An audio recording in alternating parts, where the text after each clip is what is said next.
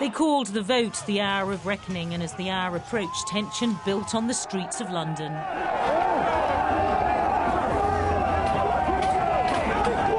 What began as small-scale clashes fast turned to violent and dangerous confrontations with the police.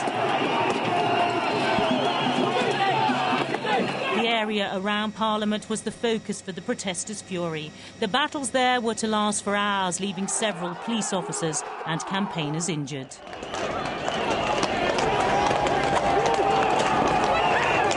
There was a sense of inevitability about this. The police knew it, and many in the crowd seemed to know that on the day of the vote, some would not be content with peaceful protest.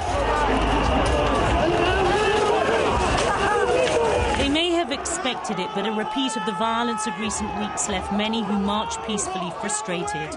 They claimed those who hid behind masks and scarves did not speak for them. They questioned whether some of them were even students at all.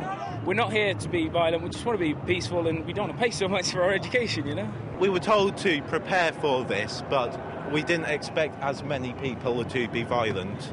It's a shame, really, because it's because of a few people who've got a bit violent, but it didn't need to happen. It's just upsetting that they seem to represent the whole of us when it's the minority. Protesters hurled flares, sticks and barriers at the police, who in turn took a hard line, pushing back the crowds on horseback and with truncheon assaults.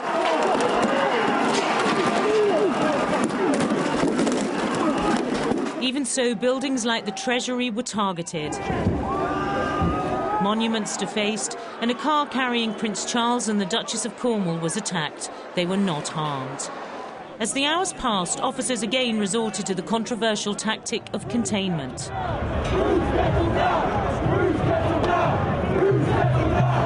raising questions about the operation's effectiveness and accusations that they were heavy-handed.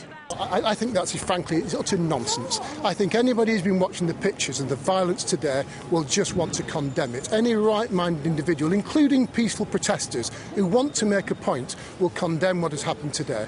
And frankly, that is just an excuse that people are hiding behind. It's not acceptable.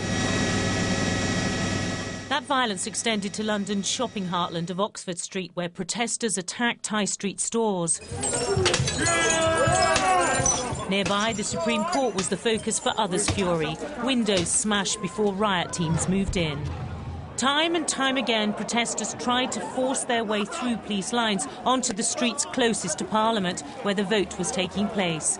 Their anger and efforts failed to change the course of events inside, but there were few regrets about trying. No, it's not a waste of time. It's people showing that they care about something, that there's something bigger than themselves that they're willing to protect. It's always important to show your opinion, and like for us, I'm 16 and this is the only way that I can put my opinions across. Well, one of the ways, but I can't vote. If every person thinks that, then no one's going to come. So I'm really happy I've come today, and I feel like I'm trying to make a difference.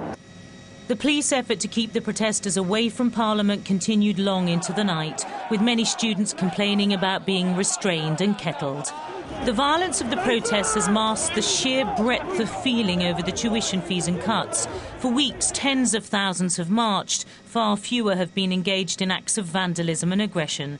But few issues have galvanised so many young people in this nation in recent years, and they have promised to make those they feel have betrayed them pay politically.